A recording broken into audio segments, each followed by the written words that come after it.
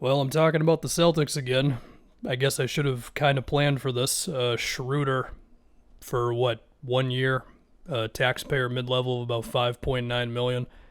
They obviously had a hole at point guard. Schroeder's situation. I mean, look, man. At one point, for a brief amount of time, it did seem like the Lakers were going to have to give him a whole lot of money, but then they pulled the Westbrook trade out of nowhere, and then before you knew it, teams were getting the point guard they wanted. You'll take a quick scan around the league, and well, this is where Schroeder ends up. And I mean, the question really is if Schroeder can fit into the Celtics offense.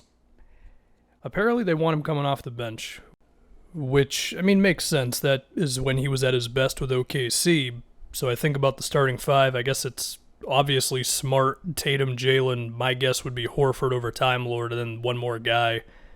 My guess would be Josh Richardson, just since he's the vet over guys like Neesmith or Langford or Pritchard or whatever. And so you think about Schroeder, and again, can he fit into the offense? Will he not hijack possessions to take his defender in a one-on-one situation when he really shouldn't?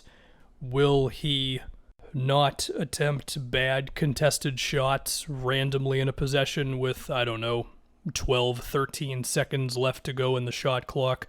Will he make his open threes? Because his three-point percentages have not been the best throughout his career. And, will he just make the extra pass, and will he notice the open guy consistently, and all of that? And then on defense, will he bring it as well? Like, if all of that ends up being a yes, then it could be a pretty nice addition to the team. Now, that said, first off, not all of that is guaranteed.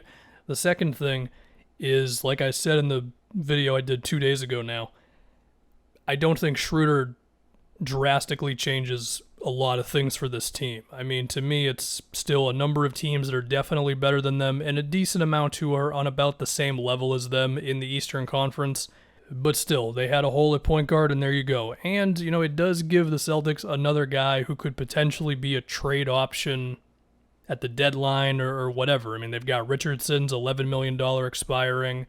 Now you have Schroeder, and perhaps something could come from all that expiring money, the young players and the picks and everything.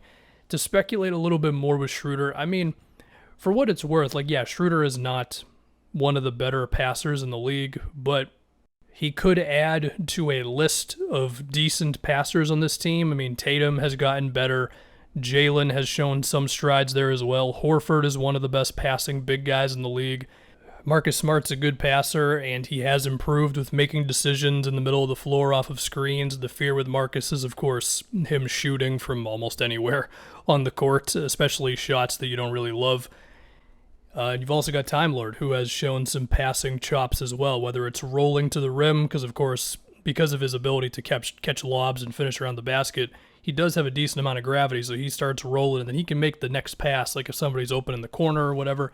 And he's also shown some passing stuff from the top of the key, cutters happening around that, handoff action. He's not Horford, he's not Bam or like that, but he shows some signs of that stuff. So if you throw Schroeder into that mix as well, it's another interesting offensive piece that could go well, could not go well. I mean, the other thing to think about with lineups is, say if Schroeder is out there with Langford. With Langford, of course, the guy has not been out there for 2 years, and there's been a lot of talk about how he's improved his outside shot. But the big thing with him coming into the NBA was he can score from inside. There's reason to believe he can be good from mid-range, but it's can he shoot threes, right?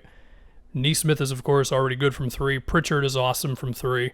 So if Schroeder's going to be on the bench a lot, and you figure he's playing with a lot of those types of guys, and maybe he's getting screens from Time Lord, there could be just enough of gravity going to the rim with Time Lord, or if Horford's picking and popping, then you've got some of these guys sitting at the three-point line. Langford, of course, still a little iffy, but that could be enough to help out Schroeder. Because if you give him all the keys to the offense on a second unit or whatever, he's probably not going to make the right play every single time, and I am fearful that he might be trying too hard to prove that he's really good on this next contract, and he just takes a whole bunch of bad shots, so we'll see.